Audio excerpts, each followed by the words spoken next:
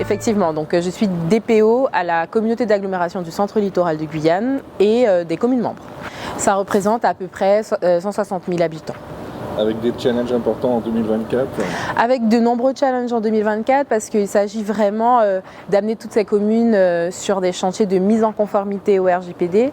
Ce sont des communes qui sont volontaires, donc véritablement c'est ça le challenge majeur de cette année. Ça va s'axer vraiment sur la sensibilisation et la mise en conformité au RGPD. Une réglementation qui est assez dense et qui vient s'ajouter à un millefeuille réglementaire pour ces collectivités. On n'a pas forcément toujours les ressources en interne pour pouvoir les appliquer et donc il faut aussi faire preuve de beaucoup de pédagogie avec ces collectivités. Nous sommes ultramarins, donc cette réglementation s'applique aussi à nous, mais il faut aussi prendre en compte nos propres spécificités parce qu'on n'est pas forcément toujours logé à la même enseigne. Alors effectivement, nous avons en Guyane une collectivité qui a été sanctionnée par l'autorité de contrôle, la CNIL, très récemment. Donc c'est une sanction qui nous permet aussi, nous, de montrer que la sanction de la CNIL n'est pas qu'illusoire, qu'elle peut arriver, qu'elle peut toucher des collectivités, qu'elle peut nous toucher aussi, nous, ultramarins.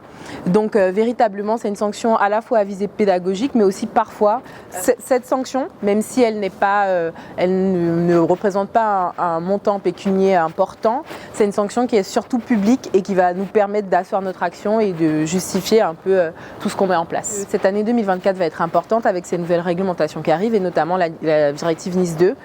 Donc nous attendons, nous collectivités, vraiment davantage d'accompagnement sur la mise en œuvre de cette réglementation, un peu comme le RGPD. Et pour l'instant, les choses ne sont pas claires pour les collectivités. Quelles collectivités seront soumises? Petite taille, grande taille, moyenne taille? Est-ce qu'on aura un moratoire indirectement? Bref, on a besoin de davantage d'éléments pour pouvoir se prononcer, nous, et commencer à travailler avec nos RSSI quand nous en avons et nos directions juridiques, le cas échéant. Sinon, ça peut être des prestataires extérieurs? Oui.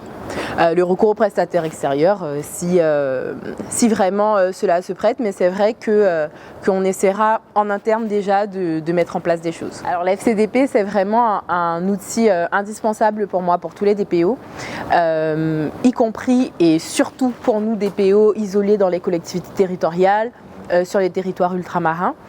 Et effectivement, donc, je suis co-animatrice du groupe régional de la FCDP.